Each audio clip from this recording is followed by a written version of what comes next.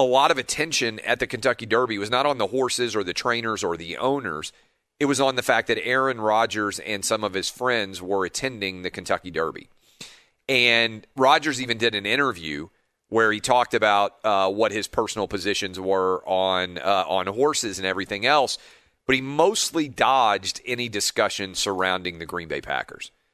And I want to kind of give you a big picture storyline as I would see it for what's going on with Aaron Rodgers right now. And effectively, we are in a power struggle. Aaron Rodgers intentionally leaked through his representation that he was not happy with Green Bay and he wanted out on the day of the draft, Thursday of last week. That was not an accident that story came out that day. Aaron Rodgers was hoping to let everyone else in the NFL know and put an insane amount of pressure onto the Packers as it pertains to his relationship with them going forward.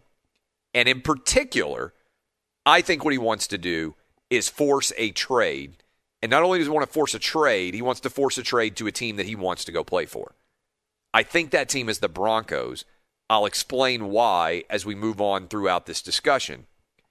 But overall, I think you have to assess both sides of this scenario right now.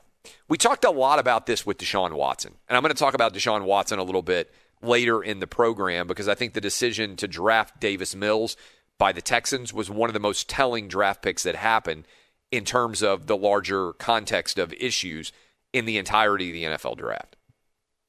But Aaron Rodgers has been furious ever since the Green Bay Packers drafted Jordan Love. He hasn't publicly been furious. He has internalized all of that anger because the drafting of Jordan Love in the first round was, and this is still wild to me, the only offensive talent that the Green Bay Packers have taken with their first pick in 9 of the last 10 years in the draft. Everybody else has been defense. They went and got one guy on the offensive side of the ball as their first pick, and it happens to be the guy to replace Aaron Rodgers. So I think what the Packers have done is they have not valued highly enough Aaron Rodgers' talent. Basically, since he won the Super Bowl for the Packers, over the last decade, the Packers have chosen to build on the defensive side of the ball first, taking for granted, I think, Aaron Rodgers' overall talent, because I think they believe truthfully that Aaron Rodgers can make the talent around him so much better that they can fill in a lot of lower round talent and the offense will still be incredible because Aaron Rodgers is just that much of a wizard with the ball in his hand. I don't know that the Packers could have motivated Aaron Rodgers any more than they did by taking Jordan Love in the first round. But for a year, Aaron Rodgers stewed over that pick and how angry he was about it. And if the Packers had gone on and they had won the Super Bowl, I think maybe Aaron Rodgers might have possibly gotten over it a little bit more. But when you lose the NFC Championship game and you do it in an excruciatingly close fashion, I still think they should have gone for 4 on 4th down instead of kicking the field goal. Then you look around and say, man, this was a very fine line that separated the Packers from the Tampa Bay Buccaneers. Do you think just maybe if the Packers had had one more first-round pick that they might have been in a better spot to win that game than they did by having a backup quarterback who never played all season long as their first-round pick? I think that's a fair position that Aaron Rodgers could adopt. I also think that Aaron Rodgers is a fairly cerebral guy. And there are reports that he is unhappy with the management decisions that have been made with the Green Bay Packers. I think Aaron Rodgers believes that he's as good of a GM as the Packer GM is. And I think he believes, whether you agree with him or not, that he's as good of a play caller and offensive playmaker as anybody who is calling plays for the Green Bay Packers. In other words, I think that Aaron Rodgers believes he can run the offensive side of the ball and make decisions on that side of the ball better than a lot of his bosses. That's not a good position for the Green Bay Packers to be in. And so I think beyond a shadow of a doubt, what this is really about is a power struggle. Aaron Rodgers believes that he is undervalued, that he was disrespected by the Packers over the last 10 drafts, but in particular over what happened in the 2020 draft. And remember, the Packers went and took another defensive back in the first round just on Thursday. Now, they added a couple of offensive playmakers for him later in the draft. But I don't think Aaron Rodgers is ever going to play in Green Bay again. And I think if the Packers were trying to persuade him to play in Green Bay ever again, the only way they could do it is by getting rid of Jordan Love and signing Aaron Rodgers to a highest paid contract that has ever existed for any quarterback ever. And I'm not even sure that would work. But I think Green Bay Packer management has to go hat in hand back to Aaron Rodgers. I think they have to apologize for ever drafting Jordan Love, and I think they have to sign him to the highest paid contract that has ever existed in the history of the NFL. Because I believe what happened is the Packers made an awful bet.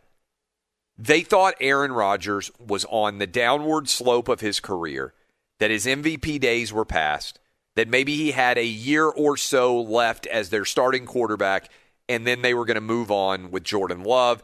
And then what did Aaron Rodgers do? He went out and had, at the age of 37 years old, potentially the best season that he has ever had as a quarterback in the history of his NFL career.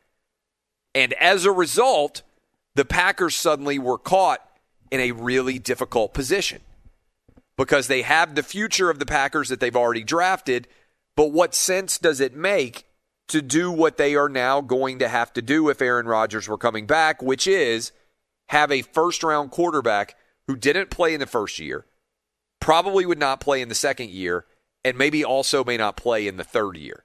It's a totally wasted pick because the reason why you want a young quarterback is to take advantage of his rookie deal when the first 4 years he cost way less than a big-time starting quarterback would cost in the NFL. That's how the Rams got to the Super Bowl. That's how the Eagles got to the Super Bowl. That's how Patrick Mahomes and the Chiefs got there. Dak Prescott didn't get there, but that's where they had a huge advantage over the years. Young quarterbacks, that's how Russell Wilson won the Super Bowl.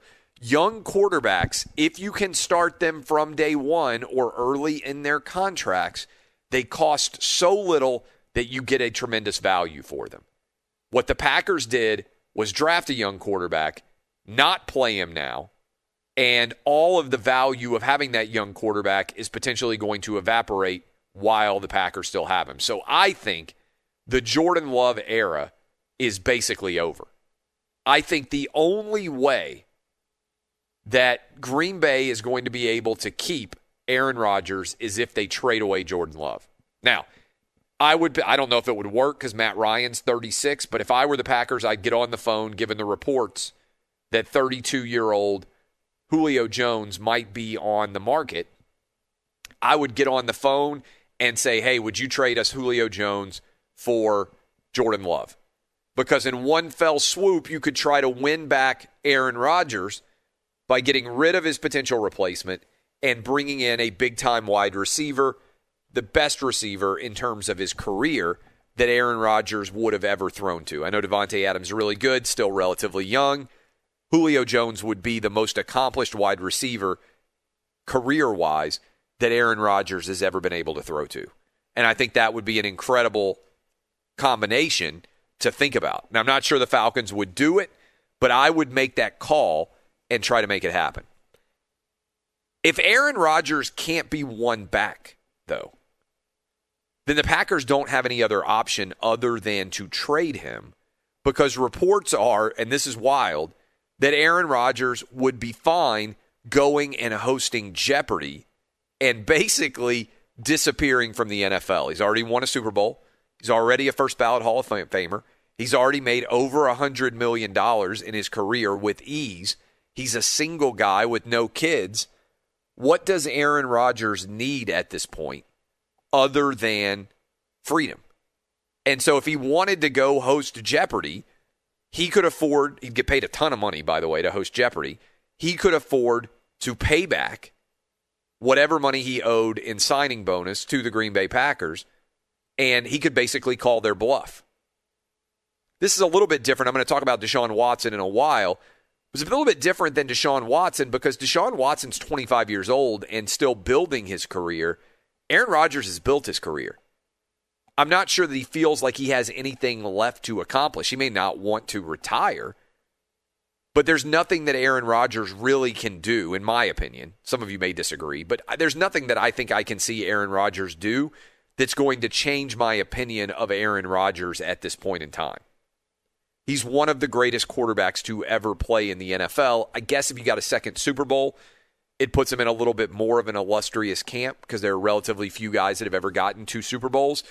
But in the grand scheme of things, he's already accomplished so much. I don't think there's some massive brass ring out there for Aaron Rodgers to grasp.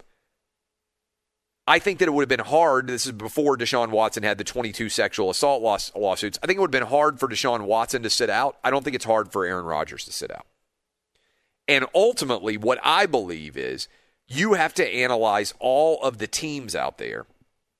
And if you do, I don't think there are that many teams that are in the mix to potentially grab Aaron Rodgers.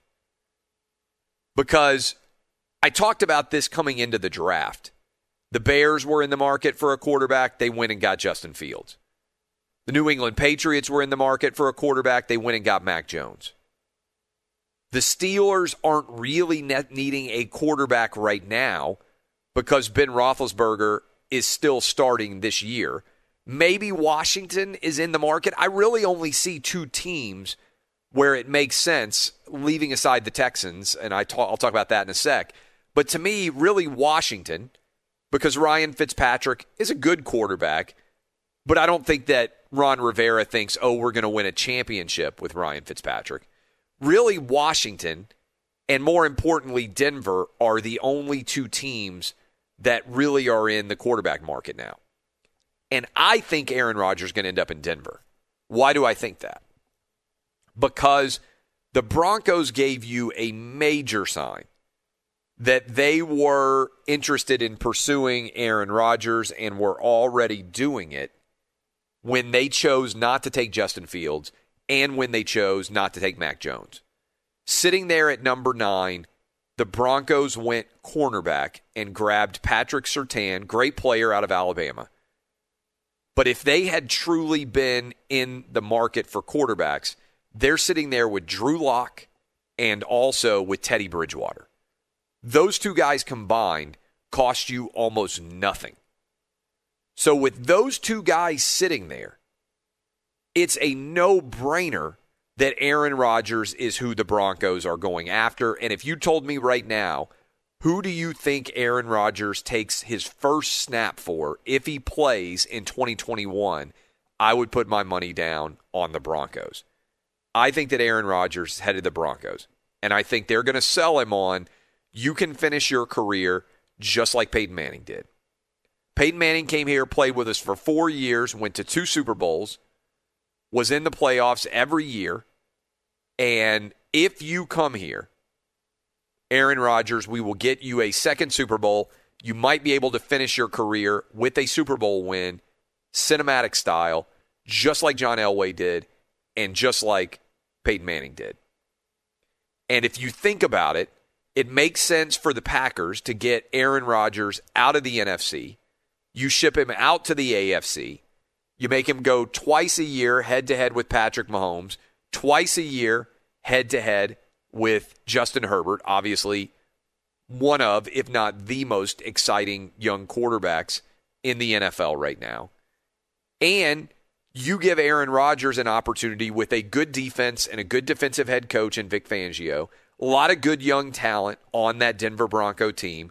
Imagine what Jerry Jeudy could do with Aaron Rodgers throwing to him.